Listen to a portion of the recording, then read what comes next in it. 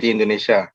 Berdasarkan pada data dari laman covid19.id pada Rabu 20 November, jumlah kasus konfirmasi positif di Indonesia sebanyak 4.254.443 orang, di mana jumlah pasien sembuh ada 4.102.700 orang, dan jumlah kasus meninggal mencapai 143.766 orang. Yang kedua, terkait dengan penggunaan aplikasi Peduli Lindungi. Mengutip instruksi Menteri Dalam Negeri nomor 38 tahun 2021 tentang PPKM level 4, 3, dan 2 COVID-19 di wilayah Jawa Bali, tercatat berbagai persyaratan pelaksanaan kegiatan di berbagai sektor yang mewajibkan penggunaan aplikasi Peduli Lindungi.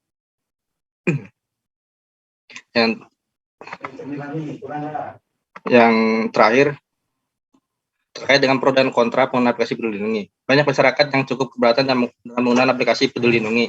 Selain dari segi keamanan data, kemudian penggunaan pun dirasa masih tidak terlalu mudah. Selain itu, banyak juga masyarakat yang mendukung penggunaan aplikasi ini dikarenakan dapat memudahkan dalam tracing terkait COVID, sertifikat vaksin, dan memberikan rasa aman pada saat beraktivitas di luar rumah. Selain itu juga di Peduli Lindungi ini kita bisa melihat juga hasil dari mungkin kita swab atau ini di rumah sakit akan muncul juga di aplikasi tersebut karena langsung terhubung. Oke, jadi rumusan masalahnya ada 3. Yang pertama, bagaimana tanggapan pengguna aplikasi Peduli Lindungi dalam penerapan keseharian di tempat umum. Kedua, bagaimana pemodelan topik hasil analisis sentimen dari tweet pengguna aplikasi Peduli Lindungi. Dan terakhir, metode apa yang lebih baik digunakan untuk melakukan klasifikasi terhadap tanggapan pengguna Peduli Lindungi di Twitter. Oke, di sini tujuan dan hasil penelitiannya akan seperti apa. Yang pertama, dari tujuannya, yang pertama untuk mengetahui tanggapan pengguna aplikasi Peduli Lindungi pada sosial media Twitter. Kedua, untuk mengetahui model topik hasil analisis sentimen dari tweet pengguna aplikasi Peduli Lindungi. Dan yang ketiga, mengetahui metode yang lebih baik untuk klasifikasi tanggapan pengguna aplikasi Peduli Lindungi pada sosial media Twitter. Nah, akan ada 2, mungkin yang pertama analisis sentimen. Pengguna aplikasi Peduli Lindungi, baik sentimen positif, netral maupun negatif, dan kemudian dapat dilihat dari presentasi sentimen mana yang lebih besar. Yang kedua, sini ada pemodelan topik apa saja yang dibicarakan melalui aplikasi Peduli Lindungi. Oke, di sini ada pengumpulan analisis data. Yang pertama, metode pengumpulan data. Di sini menggunakan metode scraping dengan data yang bersumber dari tweet berbahasa Indonesia di Twitter mengenai penggunaan aplikasi Peduli Lindungi pada tahun 2021. Di sini metode analisis datanya saya pakai 2. Yang pertama, lexicon base, di mana lexicon base membuat kamus kata terlebih dahulu. Kata-kata yang terdapat pada kamus tersebut digunakan untuk mengidentifikasi apakah satu kalimat mengandung opini atau tidak, atau fitur atau kata yang telah diberi bobot berdasarkan kamus atau leksikon. Yang kedua, support filter machine, di mana argumen klasifikasi untuk data linear dan non-linear. Cukup sekian, Pak. Coba tolong tujuannya. Oke, sebentar, Pak. Tujuan satu sama ini ya, tujuan yang di kiri dan di kanan itu bedanya apa? Oh, mungkin ini tujuannya kan ini lebih ke hasil nanti yang bakal keluar output ya, Pak. Kalau mungkin sama aja sih, Pak, cuma lebih apa ya, yang hasilnya ini lebih bakal yang keluar seperti apa outputnya aja gitu, Pak. Menurut saya sama ini. Sama aja ya, Pak ya. Siapa? Menurut saya sama ini, karena kan kamu nggak bisa ngomong tanggapan juga sebelum kamu melakukan klasifikasi kan. Iya, siap, Pak. Kamu nggak bisa analisis itunya juga. Yang di kiri ini, yang satu ini nggak mungkin kamu lakukan sebelum kamu melakukan analisis sentimen kan. Jadi harusnya kan kamu modelin dulu sentimennya, baru tahu tanggapannya kan gitu. Masuk klasifikasi mana kan. Jadi menurut saya sama itu ya. Oke, baik, Pak. Terus yang di judul sekarang judulnya.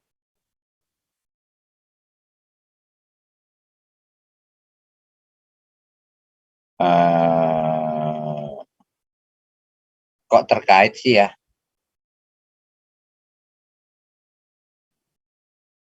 Iya, saya masih bingung ngasih judulnya, terhadap aja. Oh. Iya, kan analisis sentimen dan topik modeling pada Twitter untuk juga boleh itu, untuk aplikasi Peduli Lindungi. Bukan terkait, nggak ada kaitannya itu. Siapa? Ya kan, gitu ya. Oke, Terima kasih. Kamu sakit apa, Bis? Kemarin ini Pak, pencernaan saya Pak. Kenapa? Jadi buang-buang air sama muntah-muntah aja gitu Pak. Oh, jadi obatnya cuma di atap ya? Sempat ke dokter nggak? Sempet Pak 3 kali. Kata dokter apa? Apa ya, diaris sih Pak rata-rata Pak. Mungkin sama Oh, kena mahnya juga gitu Pak. agak hati-hati juga ya diare, agak hati-hati juga. Soalnya salah satu gejala COVID itu diare. Tapi kalau nggak demam sih nggak apa-apa. Demam nggak? Kemarin sih enggak Pak. Oh Alhamdulillah. ya udah nggak apa-apa. Berarti cuman saya mau bilang nggak enak ya. Berarti cuman kamu corok aja ya. Diare itu kan penyakit paling apes itu. Tapi ya syukurlah udah baik kembali ya. Oke, ada temen yang sakit nggak? Nggak ya, tinggal 2 minggu lagi. Oke, ini pertemuan kedua sebelum terakhir ya. Jadi di pertemuan ke-12 saya nggak sempat ngomong banyak ya tentang analisis dan interpretasi data. Saya belum kirim bahannya ya. Saya kirimin dulu biar biar nggak punya utang saya. Sebentar ya.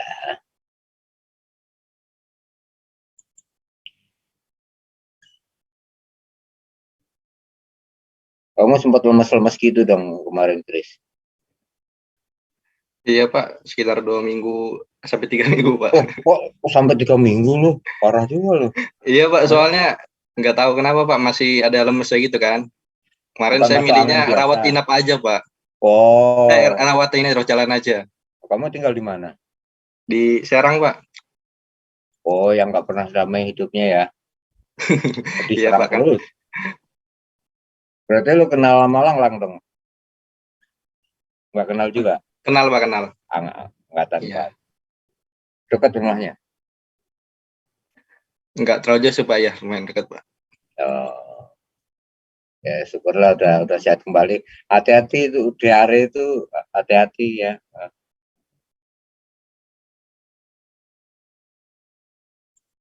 Soalnya lemes itu yang diserang cairan tubuh kamu bisa habis.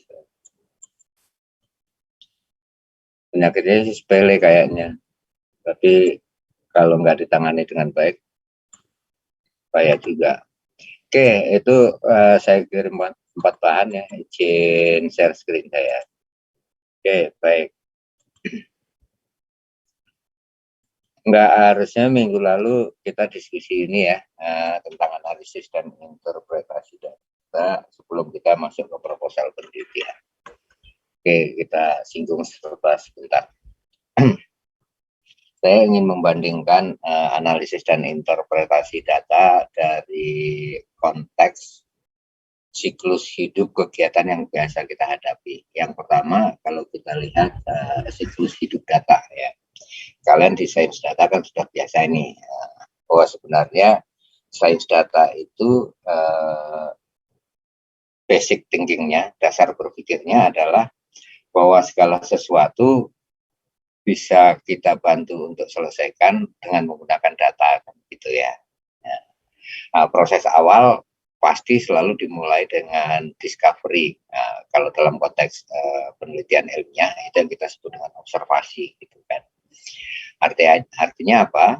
Sebelum kita bisa menentukan, memilih, memilah data dan teknik yang bisa kita gunakan untuk mengetahui pola, melakukan berbagai kegiatan analitik yang lain, pertama-tama kita harus mampu dulu mendefinisikan problem atau masalah apa yang akan kita tangani. Ya. Jadi sama juga dengan kegiatan ilmiah, scientific activities start by defining the problem kan gitu ya. Kita perlu juga perlu terlebih dahulu mendefinisikan problem. Tujuannya itu apa? Karena hanya dari problem itulah kita bisa identifikasi kira-kira data apa sih yang terkait, yang memiliki hubungan, yang memiliki kemampuan untuk menjelaskan yang bisa kita gunakan. gitu. Nah, setelah problemnya didefinisikan, masalahnya didefinisikan, kita mencoba melakukan analisis dengan memecah-mecah ya berbagai kemungkinan data yang bisa kita gunakan untuk membantu memecahkan masalah. Barulah kita pindah ke tahap berikutnya, yaitu bagaimana cara kita untuk mengumpulkan data. Ya, sumbernya dari mana, teknologi yang akan kita gunakan apa, algoritma yang mesti saya gunakan apa, gitu ya. Nah, itu yang masuk dalam kegiatan data preparation. Begitu datanya yang kita butuhkan jelas, apakah kita perlu scraping dari situs-situs yang legal ya. Saya sarankan hanya gunakan situs yang legal supaya kita tidak terkena masalah hukum. Apalagi ketika kita mau ngambil data dari luar negeri ya. Jangan sampai nanti terjadi arbitrary gitu ya, arbitrase karena kita dituduh nyolong data orang gitu ya. Perhatikan dulu disclaimer-nya kalau mengunjungi situs. Terus kemudian pilih teknik yang sesuai gitu. Scapi gitu misalnya itu kan tidak bisa kita gunakan untuk mengakses untuk semua jenis situs dengan tingkat keamanan tertentu dan sebagainya. Kita tentukan apakah datanya kita minta secara legal resmi atau kita minta izin untuk melakukan scraping situsnya atau data tersebut sudah publik ya, itu data preparation. Selain menentukan dan memilih situs mana, urusan berikutnya adalah melakukan data cleansing. Misalnya ya, di preparation data kan itu data cleansing ya. Nah, kita cek kembali apakah apalagi seperti contoh Apresia tadi ya, Twitter itu isian mungkin sih struktur fieldnya untuk setiap tweet itu relatif terstruktur ya. Ada time tag-nya, ada identification tag-nya dan sebagainya gitu. Terus kemudian ada kontennya. Tapi yang kita olah kan kontennya. Dan kontennya itu pasti tidak terstruktur. Dari database keseluruhan mungkin terstruktur, tapi bagian yang mau diambil kan tidak terstruktur. Karena itu perlu menggunakan leksikon dan sebagainya untuk melakukan klasifikasi terhadap isian atau muatan dari tweet yang dikirimkan seseorang, gitu kan. Nah, di dalam proses sains data, biasanya ini memakan waktu yang cukup lama ini ya. Kegiatan data prep ini, preparation ini biasanya memakan waktu yang cukup lama, mungkin sekitar 50-60% lah dari seluruh waktu akan terserap di data preparation. Pengalaman saya ketika membimbing teman-teman yang melakukan ini, bahkan sampai besoknya mau seminar pun dia masih berkutat dengan menentukan keywordnya, cara melakukan cleansingnya, ya. Itu waktunya cukup lama ini data preparation. Dan itu harus dilakukan karena kalau datanya tidak clean, bagaimana kita bisa merencanakan modelnya, bagaimana kita bisa melakukan eksplorasi, transformasi terhadap data tersebut, ya. Nah, setelah clean baru kita rencanakan, oh ini kira-kira model yang tepat dan sebagainya, ya mau pakai SVM dan sebagainya, itu kan semuanya tergantung dari ketersediaan data. Nah, dalam data preparation, kalau konteksnya kita mau scraping dari website, itu yang paling menentukan di situ adalah keyword sebenarnya ya, kunci ya. Di proses leksikon tadi ketika harus membangun library, apakah library-nya based on konten yang kita peroleh atau kita tentukan dari awal, gitu ya. Positif negatifnya kita tentukan dari awal atau kita serahkan pada sebagian besar isinya nanti, baru kemudian kita justifikasi. Jadi agak ngeri-ngeri sedap karena konteks sains data, selain nanti hasilnya kita analisis dengan kuantitatif, prosesnya semuanya kan kualitatif sebenarnya. Memerlukan justifikasi dan pengalaman dari kalian sebagai peneliti. Data preparation, kita dapat data clean, kita modelkan, kita rencanakan transformasinya seperti apa, kita rencanakan modelnya seperti apa, kita bangun model. Nah, biasanya selain menghasilkan model untuk data itu sendiri, teman-teman di sains data ini juga menghasilkan artefak berupa baik itu algoritma maupun aplikasi, gitu ya. Nah, setelah model dibangun, barulah kita komunikasikan. Nah, ini urusan yang akan kita diskusikan minggu depan. Nah, setelah selesai, kita komunikasikan, baru kita bisa melakukan evaluasi. Efektif nggak sih proses yang saya lalui tadi? Kalau tidak efektif, saya akan kembali lagi, mencari discovery lagi, mencari masalah lagi yang bisa saya tingkatkan. Dan itu juga sebenarnya gambaran yang diceritakan oleh Aprisa tadi, kan prosesnya seperti itu. Peduli lindungi itu kan dibangun berdasarkan kebutuhan bagaimana kita bisa melacak orang sehingga kalau ada yang terpapar COVID dengan mudah dilacak. Juga riwayat kesehatannya, dia sudah pernah menerima treatment belum untuk mencegah dia terpapar COVID. Dan sebagainya. Sebenarnya perencanaannya sistemnya udah bagus, tapi muncul keluhan kan, nah, itu menunjukkan bahwa dia belum sepenuhnya efektif kan gitu. Karena itu muncul Apresa dan teman-teman yang lain di kelas 11 juga ada yang modelnya kayak gitu. Jadi intinya apa? Siklus hidup data ini menjadi penting untuk sains data karena apa? Kita akan menggunakan data ini sebagai bukti, sebagai evidence dalam rangka mencari solusi terhadap problem atau persoalan yang dihadapi dalam kehidupan sehari-hari. That's the first fact. Ya, itu pengetahuan pertama yang harus dipahami dalam analisis dan interpretasi data. Pengetahuan kedua, sains data itu kan gabungan antara berbagai ilmu ICT dengan statistik. Jadi mau tidak mau kalian juga harus mengenali statistik. Ya. Apalagi teman-teman yang belajar machine learning, gitu ya. Dalam konsep machine learning itu model analitik prediktif menjadi sangat penting, dan analitik prediktif itu basisnya adalah probabilistik.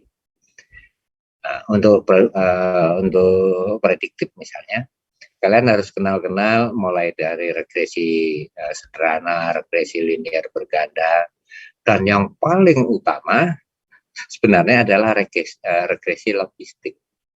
Dan itu basis untuk menggunakan klasifikasi. Selain kalian menggunakan clustering kan sebenarnya basis pertama kan regresi logistik, probabilistik untuk memperkirakan dia masuk klasifikasi mana sih kalau kita tahu kondisi-kondisi independen variabelnya, kan gitu ya.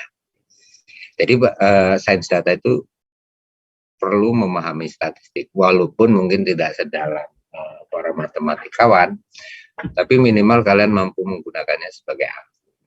Oke, sekarang metode statistik apa yang tersedia? Saya mencatat ada beberapa ini ya, saya kumpulkan 1, 2, 3, 4, 5, minimal ada 5 metode yang saya harapkan walaupun tidak mendalam, minimal kalian memiliki pemahaman yang relatif baik, gitu ya. Yang pertama, ketika kita berkenal dengan metode statistik dulu, kita membedakan ada statistik deskriptif dan inferensial. Bedanya di mana? Statistik deskriptif itu kekuatannya adalah kemampuannya untuk membantu kita dalam mendeskripsikan sampel atau populasi. Jadi tergantung dari mana data dikumpulkan. Ketika kita berbicara tentang data yang dikumpulkan dari sampel, ya berarti mendeskripsikan sampel. Ketika kita ngomong data dari sensus, berarti kita mendeskripsikan populasi. Dan tekniknya konvensional biasa ya. Ada tabulasi, ada grafik, dan ada juga ringkasan statistik, ya, statistical summary.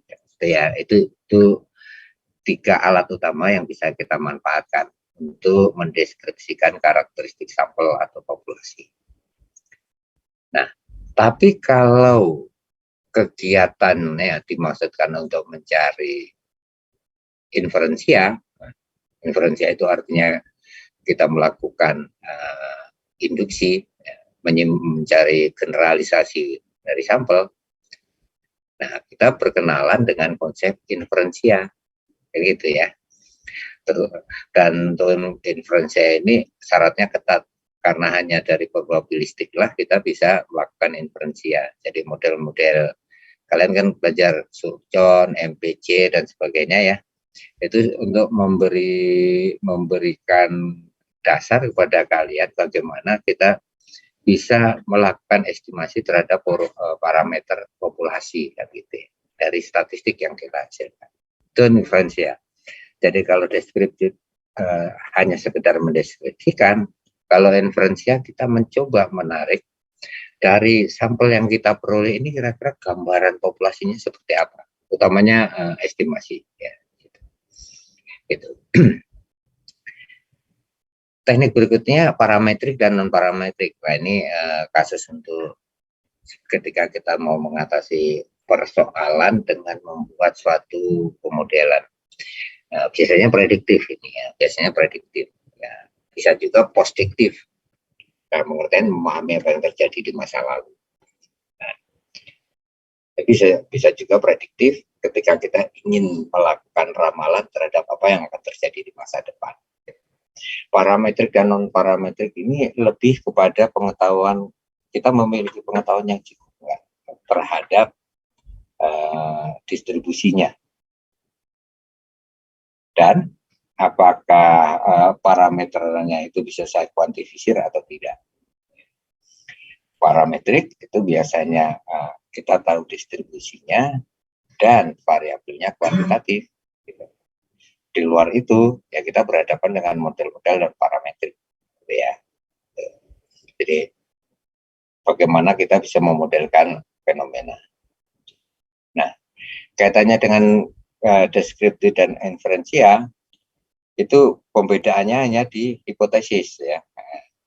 Kalau inferensia sepanjang sampling yang kita ambil dengan menggunakan pendekatan probabilistik, kita wajib melakukan pengujian hipotesis hanya untuk menguji apakah estimasi yang kita peroleh untuk parameter populasi itu sebenarnya signifikan nggak secara statistik, bisa diterima nggak secara statistik ya, pengujian parameter populasi ya.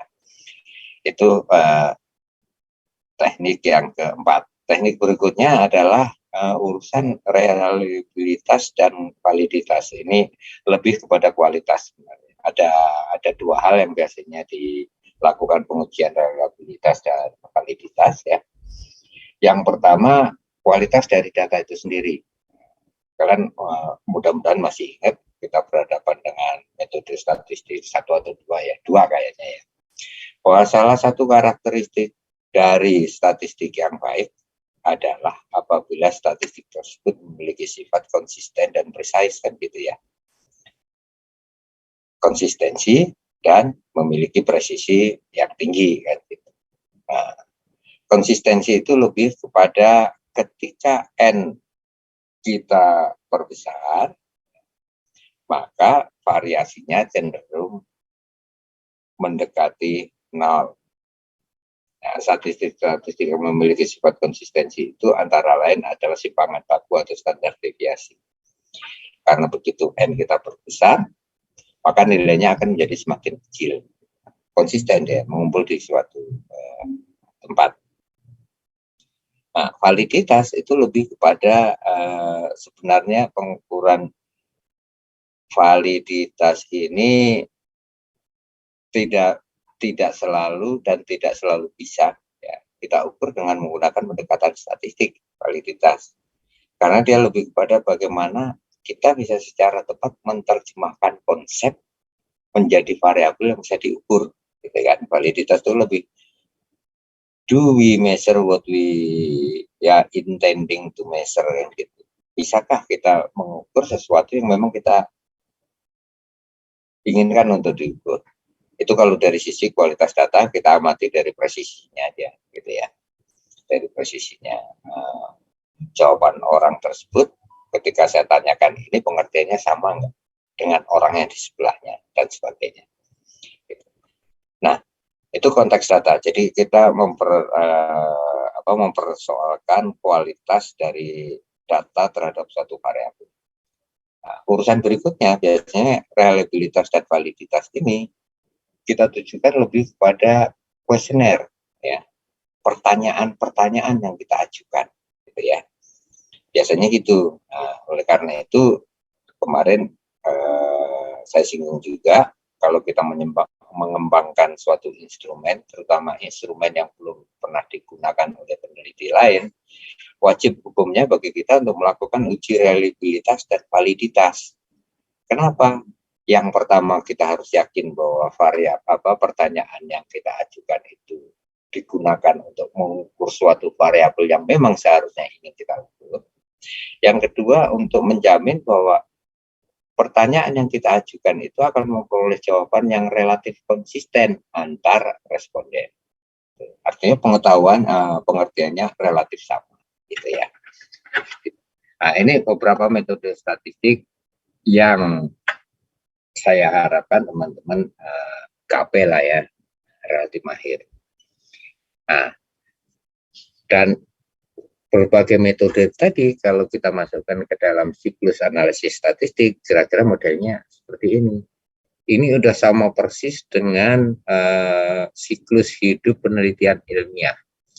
Karena itu ada yang bilang bahwa penelitian ilmiah itu ya penelitian statistik. Penelitian statistik itu ya penelitian ilmiah.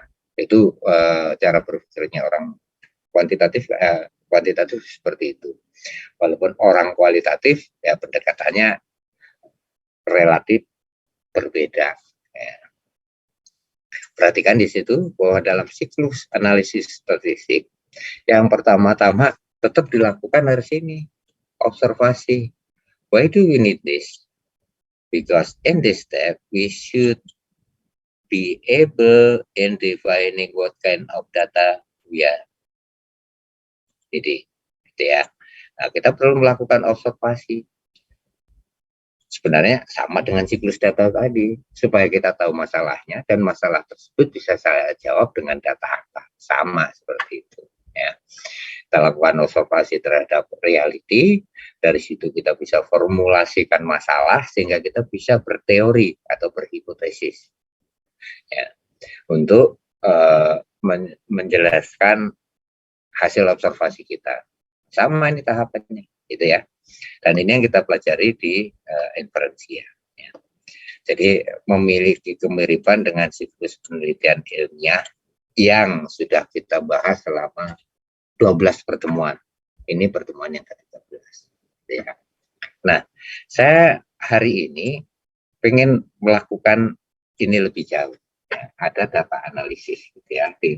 Setelah hasil pengujian hipotesis, kita perlu melakukan analisis data untuk menjelaskan apakah mengapa hipotesis tersebut diterima atau mengapa hipotesis tersebut ditolak, gitu ya. Oke, kembali lagi ke proses sains data. Ya. Jadi saya mengambil beberapa angle pendekatan apa sih sebenarnya yang kita lakukan itu, baik di sains data maupun di statistik. Di sains data itu sama persis dengan yang ada di siklus hidup analisisnya statistik, sama. Kita ada realitas ya, digambarkan oleh globe ini. Kemudian dari realitas ini kita amati untuk menentukan apa yang perlu saya kumpulkan. Ya, dan kita sebut dengan raw data. Ya. Kemudian data ini sama juga dengan proses data science tadi kan. Ya, kita perlu lakukan data preparation. Itu ya pengolahan data di sini. Ya. Sehingga kita memperoleh data yang sudah clean. Hanya dari data clean inilah kita bisa melakukan exploratory atau melakukan pemodelan. Ya. Nah, biasanya setelah kita lakukan exploratory, setelah kita explore ya, kita eksplorasi, kita bangun model atau algoritma tertentu ya. Untuk apa? supaya kita bisa reveal the fact, kita bisa mengungkapkan fakta yang ada di balik data itu seperti apa. Jadi pendekatan statistik dan sains data kan cuma kayak gitu ya. Kalau orang statistik basisnya teori, ya jadi mengamati realita dengan menggunakan framework atau kerangka kerja teori tertentu. Kalau orang sains data, based on raw data. Jadi datalah yang dari datalah kemudian kita ungkapkan teorinya. Kan cuma bedanya cuma situ ya. Bedanya cuma situ. Jadi everything are based on data. Itu sains data. Sama sebenarnya prosesnya. Nah, kembali ke kenapa kita perlu melakukan analisis data. Apa bedanya analisis dan sintesis? Ada yang punya ide? Bedanya apa?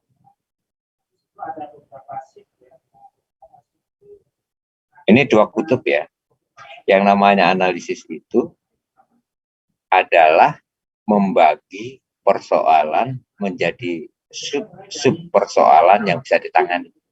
Soalnya kalau persoalannya besar, kita lihat aspeknya, aspek-aspek itulah yang kemudian kita kerjakan, ya. Itu analisis. Nah, sintesis itu sebaliknya. Dari berbagai persoalan tadi, ini bisa saja digabungkan, saya rangkai menjadi apa ya, gitu. Nah, kenapa kita perlu melakukan interpretasi data? Oke, back to the previous stage. Ya. Ingat di sini, ya, semua tahapan ini, semua tahapan berikutnya ini, terutama yang ada di sini. Ini basisnya kan ini, ya, reality. Kemudian reality itu kita pahami, kita kumpulkan menjadi data. Artinya sebenarnya kita melakukan transformasi dari fakta menjadi data.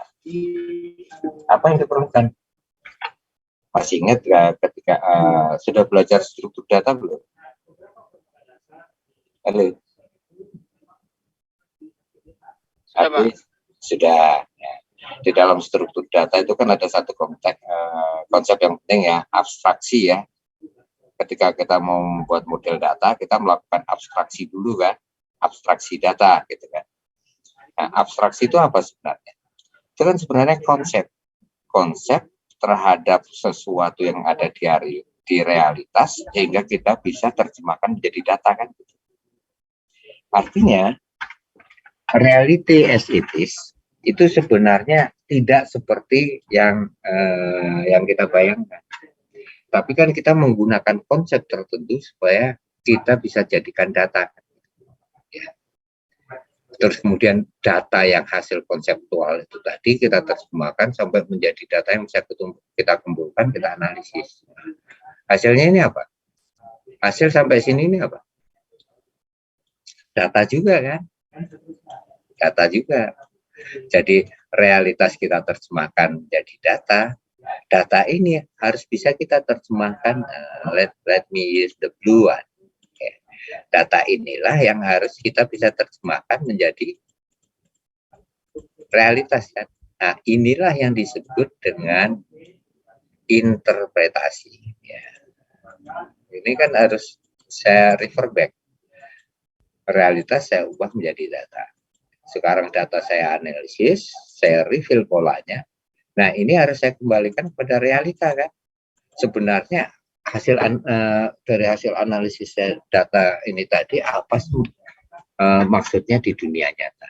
Jadi interpretasi itu sebenarnya lawan dari proses transformasi dari realitas menjadi data, kemudian dari data menjadi realitas. Nah, itu yang bagian yang kedua, itulah yang disebut dengan interpretasi. Karena itu saya boleh menyebutkan seperti ini ya. Yang pertama, data kan kita gunakan untuk merepresentasikan realitas. Karena itu saya tulis di sini. Data ini kita kumpulkan berdasarkan apa? Interpretasi kita ya, terhadap bukti atau eviden dari suatu fenomena. Ya. Misalnya kita merasakan dingin, saya wakili dengan temperatur, kan gitu. Saya kumpulkan data tentang temperatur. Sehingga kalau saya membaca temperatur itu 18, saya harus kembalikan ini dingin atau panas, gitu kan. Gitu. Jadi semua fenomena kita terjemahkan menjadi data. Misalnya kemiskinan, orang ngomong tentang kemiskinan. Nah, secara konsep kita macam-macam itu ya. Kemiskinan adalah ketiadaan akses terhadap sumber daya untuk hidup layak, kan gitu. Nah, sumber daya macam-macam. Ada sumber daya ekonomi, itu nanti diukur dengan PDB, PDRB, dan sebagainya. Ada sumber daya sosial, itu sosial, akses terhadap tetangga, akses terhadap pergaulan, dan sebagainya. Akses terhadap adat istiadat. Ketiadaan akses terhadap kesehatan, misalnya. Ada nggak rumah sakit, dan sebagainya.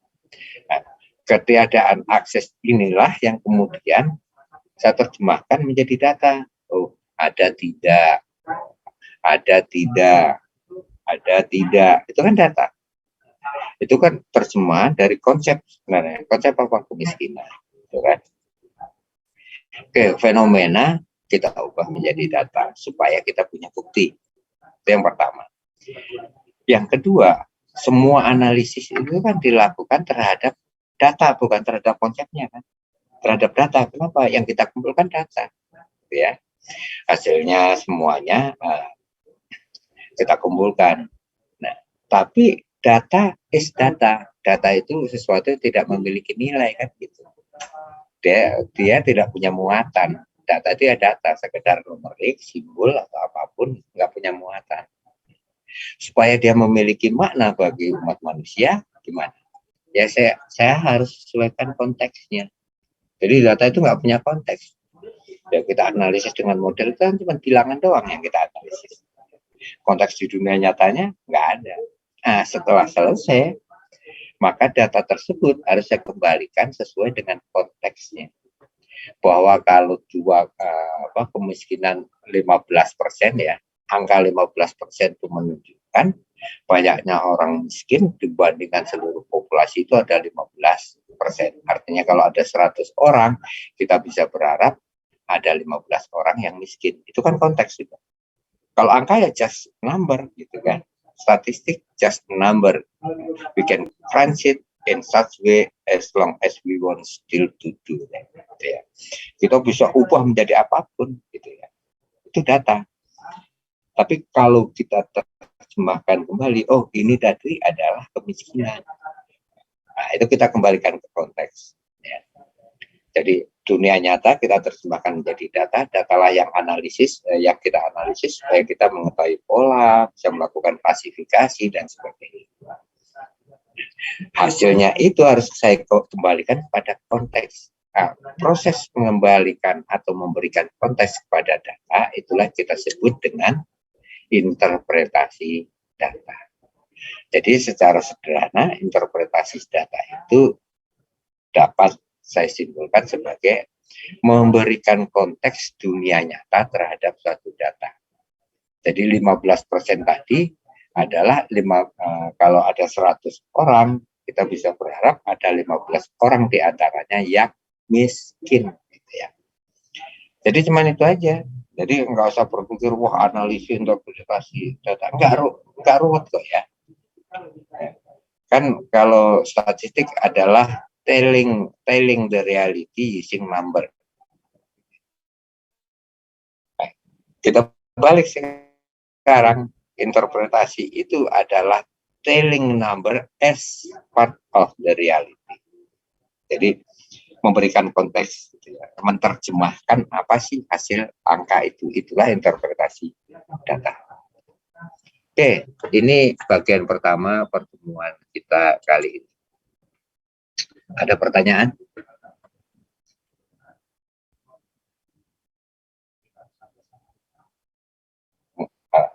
Iya, silakan. Ya.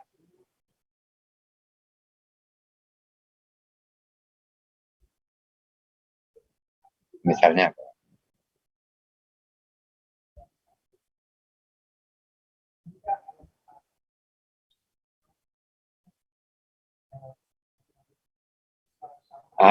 tolong nggak mau buka website combo site-nya dari Instagram, ada disclaimer-nya nggak? Kalau Google itu ada disclaimer-nya.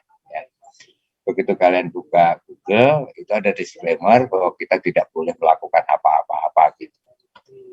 Kalau tapi Google masih bisa kamu melakukan itu kalau kamu menggunakan API-nya kan, artinya kamu harus sign in supaya Google jelas siapa yang akan menggunakan apa gitu. Sebenarnya hanya itu aja sih, jangan sampai digunakan untuk hal-hal yang tidak bertanggung jawab. Saya nggak tahu, saya nggak pernah main Instagram, nggak punya juga sih. Kamu cek aja di situsnya, disclaimer-nya ada nggak? Biasanya ada di situ. Kayaknya susah juga loh membobol Instagram sama Pak Cebok itu.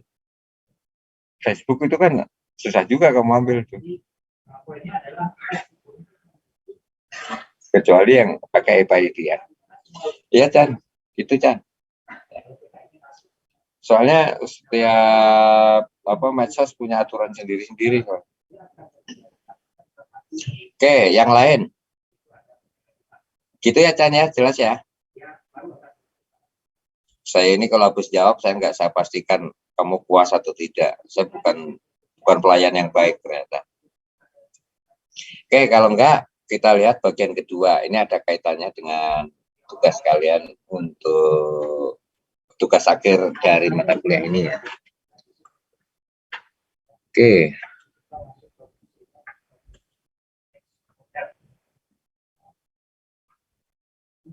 Untuk membalikan kondisi Sorry, ternyata kalau saya share saya nggak bisa tutup PowerPoint saya. Oke, saya pindah dulu.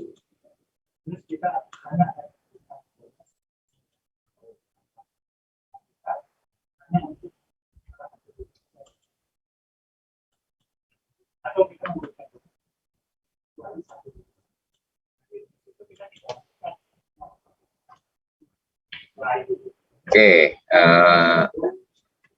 sekarang tentang proposal penelitian. Ingat, namanya proposal itu usulan. Kalau cowok-cewek ini lamaran ya. Ngelamar untuk melakukan penelitian. Ngelamar untuk hidup sedikit prihatin demi masa depan yang lebih baik.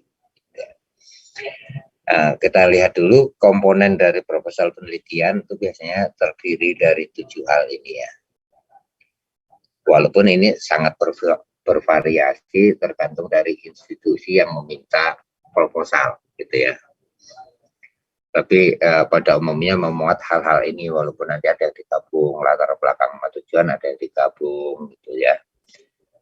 Penelitian yang relevan dengan metode ada yang digabung gitu. Tapi secara umum komponen-komponennya terdiri dari ada ringkasan, ada latar belakang, ada tujuan, ada penelitian terkait atau telaah pustaka gitu ya. Ada metode yang akan kita gunakan. Metode ini kan lebih kepada rancangan penelitian sebenarnya ya. Ada jadwal dan ada daftar pustaka. Oke, kita lihat ringkasan apa yang diharapkan. Di dalam ringkasan itu diharapkan ini bisa menjadi jendela, ya. Jendela terhadap isi seluruh proposal yang kita tuliskan. Karena itu dia hanya memuat hal-hal inti saja dan tidak detail. Jadi jangan mengulang latar belakang di ringkasan. Ringkasan namanya sesuai dengan namanya ya, ringkasan ya ringkas gitu ya. Dan biasanya hanya dituliskan dalam satu paragraf gitu ya. Untuk penelitian-penelitian kecil satu paragraf aja, sama dengan abstraksi gitu ya. Tapi walaupun ringkas ada beberapa komponen wajib ya, yang harus ada di sana. Yang pertama, di dalam ringkasan harus jelas itu topik dan tema penelitiannya apa. Ya. Dalam satu kalimat, misalnya kasusnya tadi itu, kasusnya si Aprisa tadi ya. Topiknya tentang apa? Ketidakpuasan pengguna terhadap Peduli Lindungi. Itu topik enggak sebenarnya. Topiknya adalah penggunaan aplikasi Peduli Lindungi. Ya. Masalahnya apa? Ketidakpuasan. Jadi Peduli Lindungi ternyata memunculkan ketidakpuasan. Tujuan penelitiannya ya mengetahui kenapa mereka tidak puas, gitu kan. Jadi kalian jawab aja dengan poin-poin seperti itu sebelum kalian nulis. Biasakan membuat tulisan dengan merancang dulu layoutnya, ya, supaya logika kalian terstruktur juga, gitu ya. Tujuannya ya mengetahui alasan kenapa mereka tidak puas. Metode yang digunakan, nah ini harus dibagi-bagi. Metode untuk apa nih?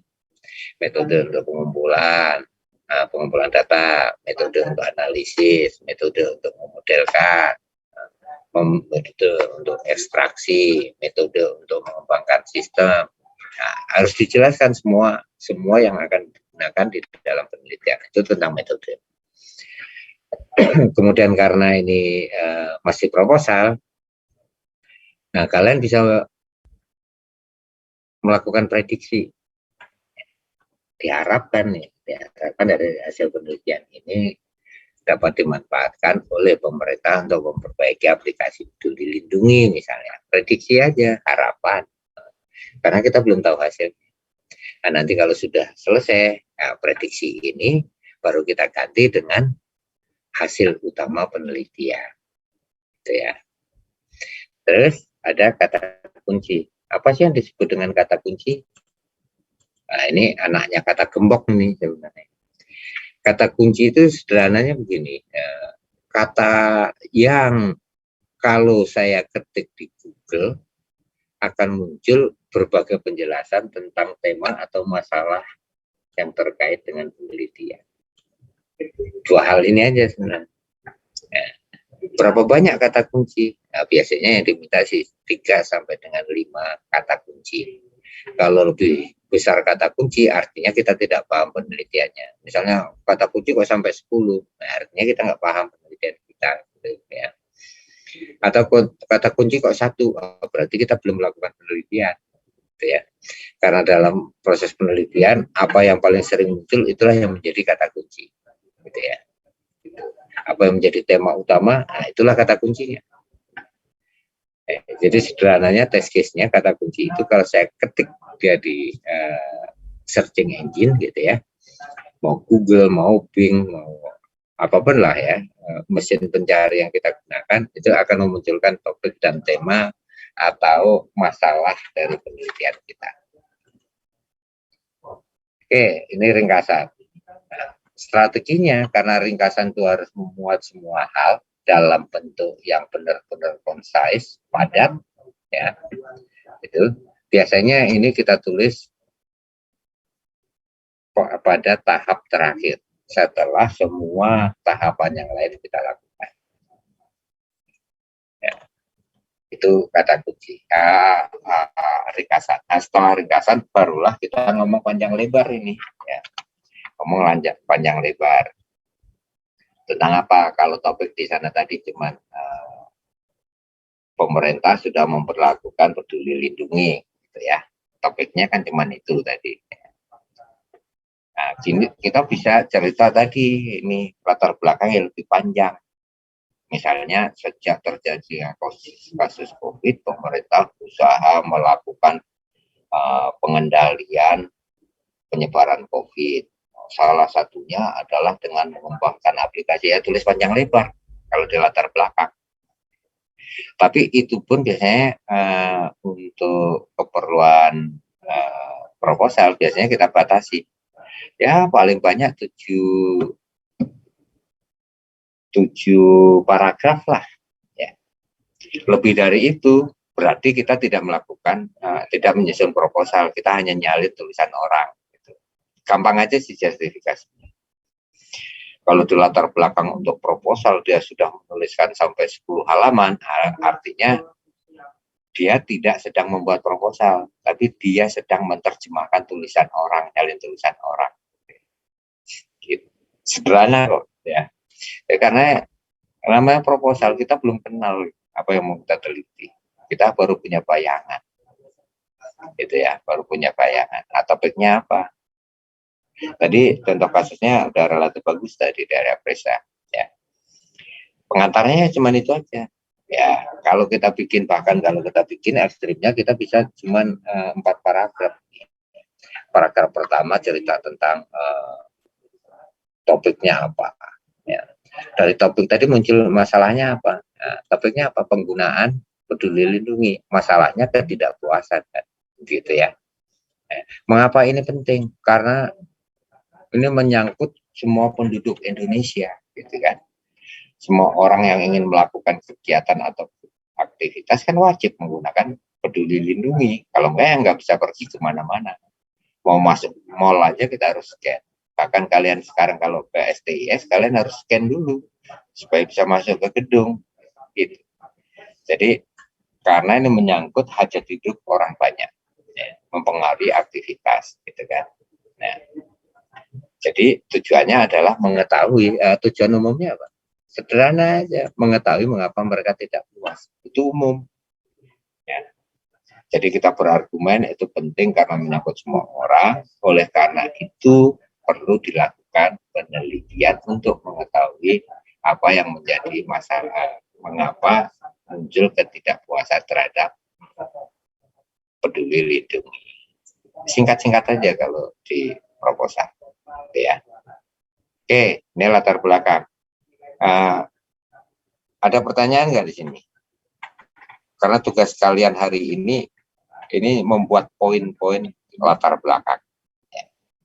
Ini nanti job presensi hari ini adalah membuat latar belakang dalam bentuk pointer ya, poin-poinnya aja dalam bentuk pointer tentang penelitian kalian. Kemarin kan kalian udah cerita, ada yang panjang, ada yang tidak ada informasinya.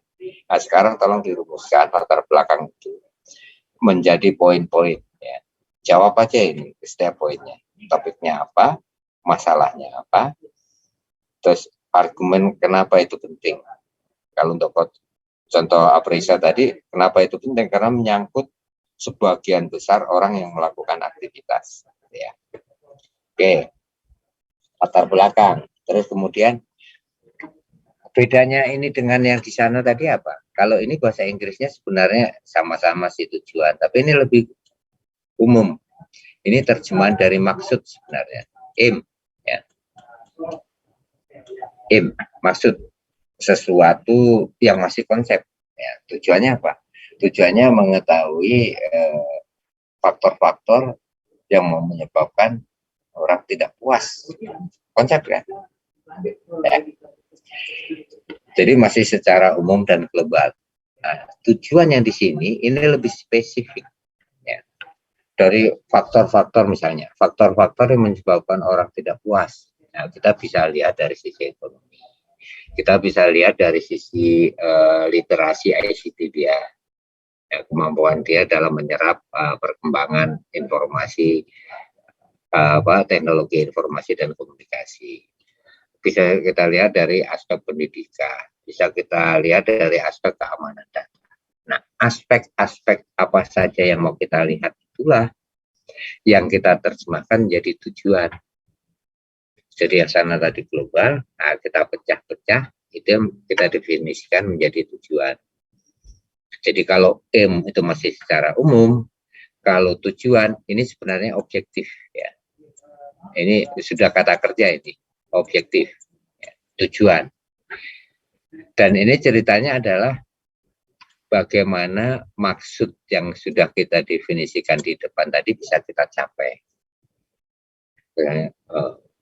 Penelitian ini menjadi sangat penting untuk mengetahui faktor-faktor yang mempengaruhi ketidakpuasan. Di sini ceritanya sudah pada, misalnya kalau ada yang curiga, jangan-jangan desain dari peduli lindungi itu tidak ramah lingkungan.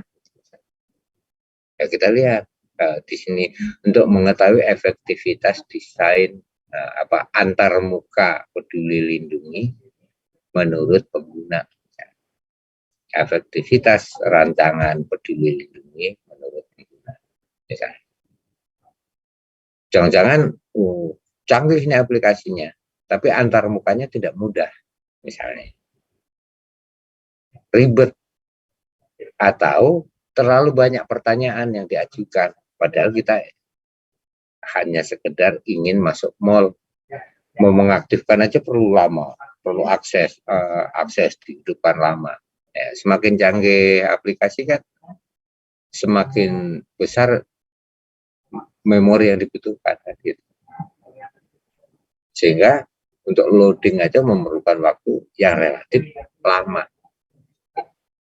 Jadi tujuan ini sudah harus menjawab apa saja sih yang akan kita lakukan supaya maksud kita tercapai. Gitu ya. Jelas ya bedanya. Kalau di sini umum, ya, tujuan secara umum, kita ingin mengetahui faktor-faktor yang mempengaruhi ketidakpuasan. Kalau di sini faktor-faktor yang kita sebut faktor-faktor ketidakpuasan itu apa saja sih? Jadi sudah menjadi rinci, gitu ya. Nah, mengapa ini perlu rinci? Karena nanti justifikasi penelitian kita itu akan dilihat dari sini. Apakah semua tujuan itu dapat dicapai atau tidak? Dan ini nanti kaitannya kalau dalam eksekusi penelitian, kaitannya adalah dengan kesimpulan. Kalau kita mendefinisikan 3 tujuan, di kesimpulannya ternyata ada 10 poin, ini menjawab tujuan yang mana? Jangan-jangan kita tidak fokus kepada tujuan penelitian. Nanti akan dijustifikasi dari sini. Kesimpulannya mengacu nggak kepada tujuan penelitian? Kalau enggak, berarti jaka sembungnya sedang angon bebek, tidak nyambung Jack, gitu ya. Jadi perlu dirancang dengan cermat, karena tujuan penelitian inilah yang kemudian menjadi dasar kita untuk mencari penelitian yang relevan. Ya. Jangan mencari penelitian yang nggak ada kaitannya dengan tujuan, gitu ya. Gitu. Dan biasakan kalau membahas atau melakukan telaah terhadap literatur, ya, biasakan untuk membuat poin-poinnya. Kenapa kita memerlukan itu? Karena dari poin-poin, hanya dari poin-poin yang sudah kita bacalah kita mampu membuat sintesis. Contohnya begini, misalnya peneliti A mengatakan bahwa faktor yang mempengaruhi ketidakpuasan pengguna adalah si desain. Penelitian B mengatakan bahwa faktor yang sangat mempengaruhi kepuasan pengguna adalah kemudahan penggunaan, usabilitasnya. Kemudian peneliti C menemukan bahwa faktor yang mempengaruhi kepuasan pengguna adalah apa? Kecepatan aksesnya. Ada 3 kan? Nah itu kita rangkai.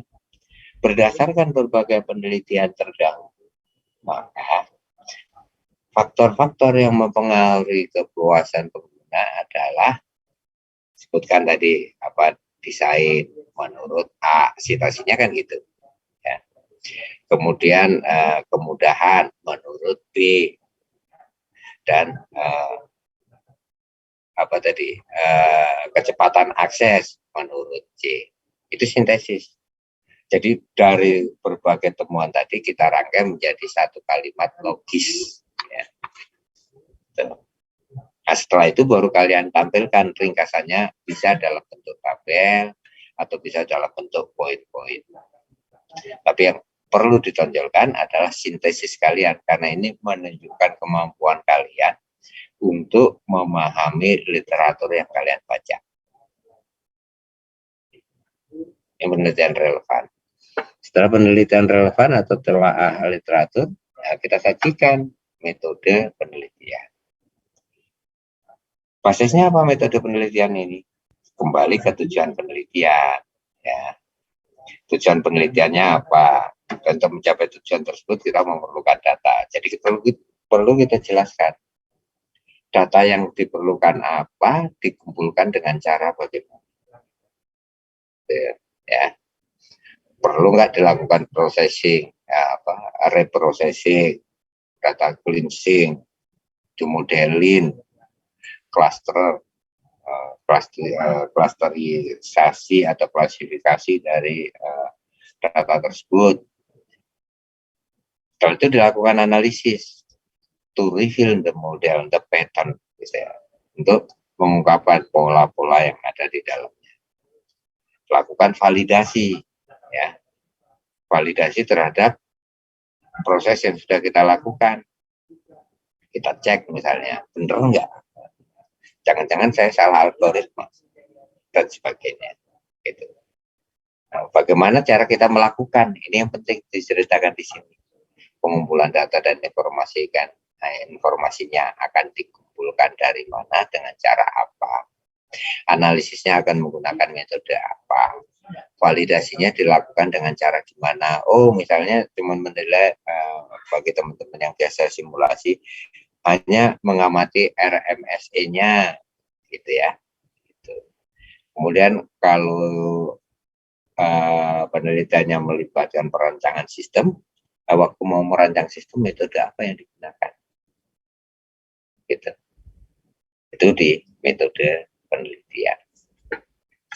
Nah, sehingga dari sini sebenarnya kita sudah bisa menduga tahapan kegiatan apa yang akan dilakukan, kan? Ini semuanya kan kita terjemahkan menjadi kegiatan nanti. Tahapannya apa saja sih yang diperlukan? Udah bisa terduga di sini, kan? Ya, pengumpulan data dan sebagainya. Ya. Kalian harus berpikirnya begitu, metode dan teknik yang akan digunakan apa, sehingga kegiatannya apa. Nah, ini penting, tahapan ini nantilah yang menjadi basis untuk menentukan jadwal. Ya. Jadwalnya seperti apa? Pengumpulan data ini perlu berapa lama sih? Data cleansing perlu berapa lama? Data modelingnya perlu berapa lama? Codingnya perlu berapa lama? Jadi masing-masing kegiatan itu nanti ada terjemahkan di dalam jadwal. Sayangnya saya lupa mencantumkan di PowerPoint ini. Jadi anggap aja ini sebenarnya adalah PowerPoint yang membahas tentang jadwal. Jadi jadwal itu kita turunkan dari metode penelitian, ya, gitu. Dan karena ini skripsi, ya buatlah jadwal. Kalian bisa bikin bulanan, gitu ya, 1 sampai 7, gitu ya, 6 sampai 7 bulan. Jangan membuat skripsi kalian rancang hanya 2 bulan, gagal kalian, gitu ya. Karena pekerjaannya harus in just, gitu ya, just in 6 or 7 months, gitu ya. Jadi jangan rancang kegiatan kok cuma sebulan selesai. Ya, sudah sampai 7 bulan lah, ya. Oke. Nah, untuk prosensi ini test case saja. Coba buat rancangan penelitian, tapi dalam bentuk poin-poin saja, poin-poinnya. Jadi nggak usah ditulis lengkap, poin-poin aja. Jadi ini latihan untuk menyusun proposal dengan menjawab poin-poin dari setiap kegiatan. Ya. Oke, ini untuk presensi. Nah, sekarang untuk tugas. Kalian kan punya tugas, ya.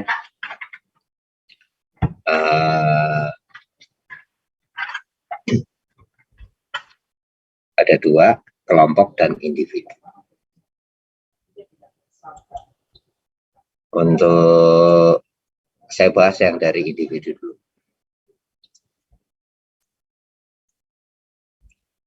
Where do I do?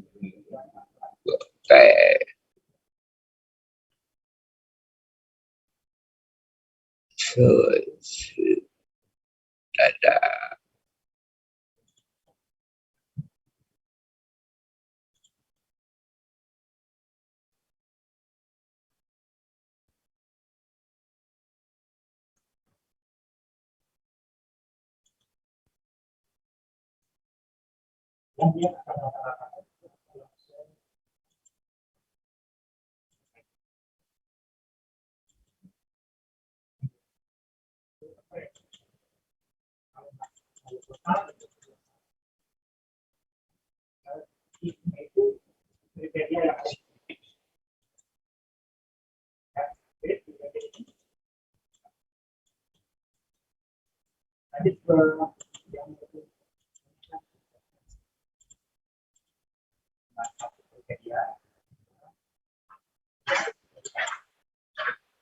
Oke,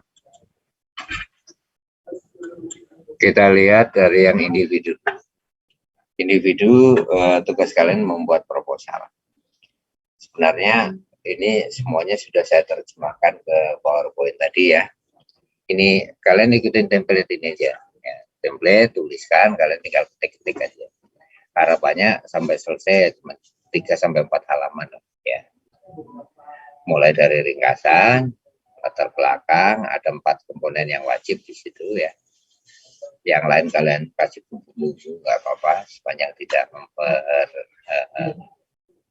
merumitkan hidup kalian. Ada latar belakang, ada tujuan, ada telaah pustakanya. Jadi penelitian relevan ini telaah pustaka. Setelah itu metode yang akan kalian gunakan apa, rancangan jadwalnya seperti apa. Ya. Kalian terjemahkan per kegiatan ya. Terus daftar pustaka. Daftar pustaka saya menyarankan kalian menggunakan citation management lah atau reference management gitu ya. Dan ada banyak software yang bisa digunakan. Dari pengalaman saya yang paling mudah dan bagus ya, relatif bagus, paling mudah, tapi namanya gratis ya, gratisan. Kita bisa menggunakan Mendeley ya, Mendeley. Jadi pertemuan berikutnya selain membahas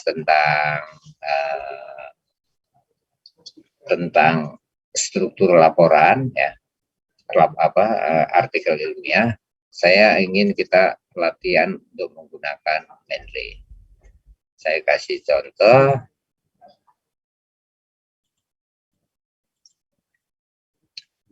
Mendeley itu enaknya begini. Jadi Mendeley itu sistem yang bisa kita gunakan untuk mengelola referensi yang kita gunakan. Dan dia memiliki plugin yang bisa ditempelkan di Word kalau kalian kerja dengan Word.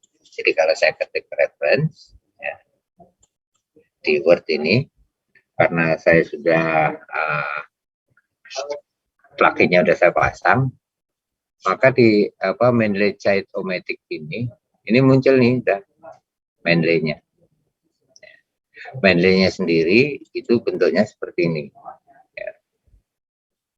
Minggu depan kita latihan, tapi kalian boleh siap-siap download Mendeley-nya ya.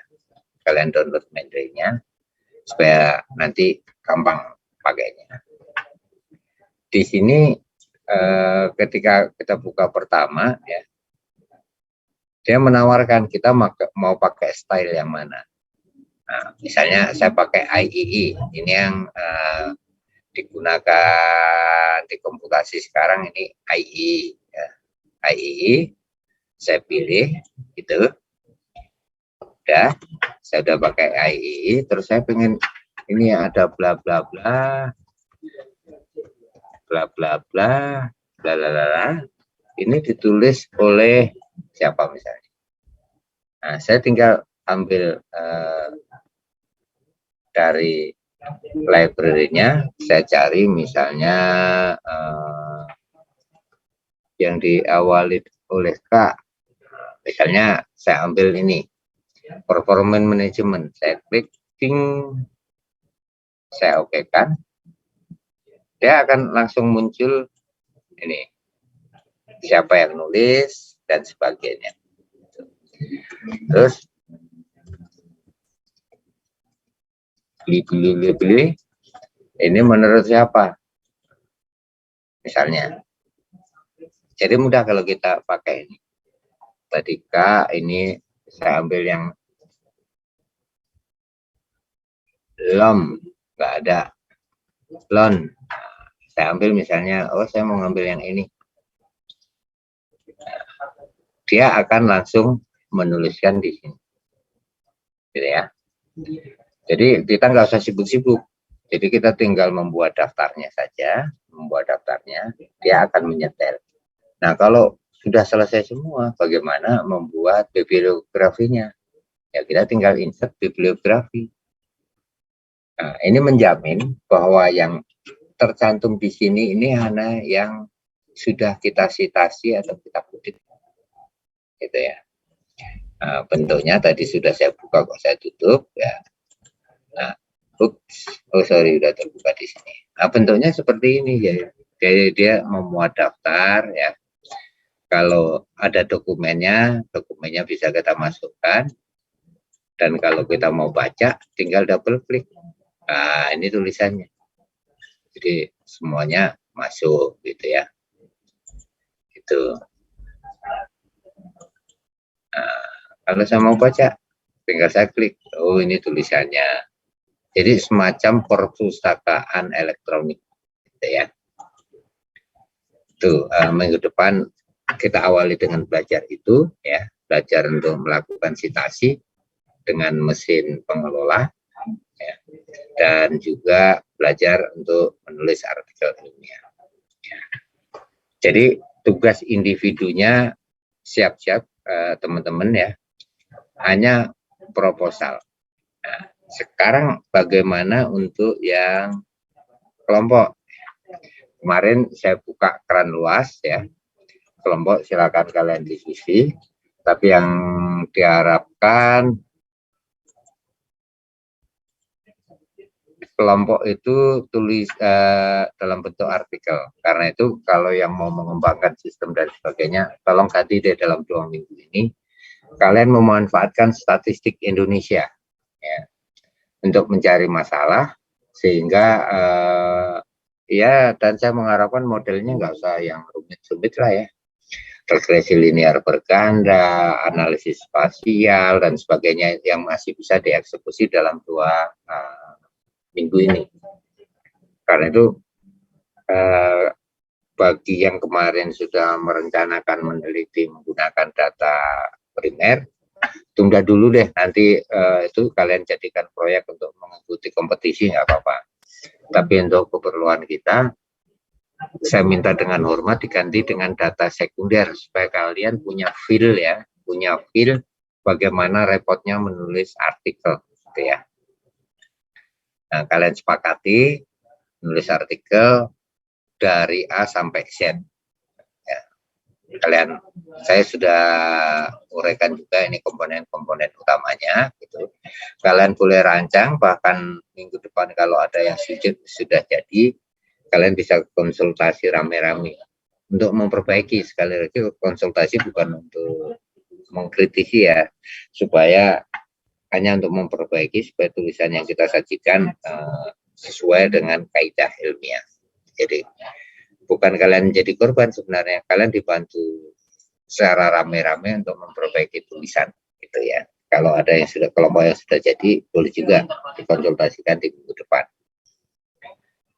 Oke. Hanya itu, habis ini biasanya rame nanyain tugasnya.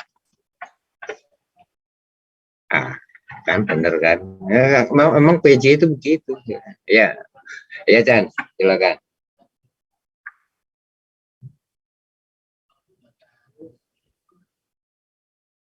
Iya, seminggu setelah minggu depan. Jadi 2 minggu dari sekarang.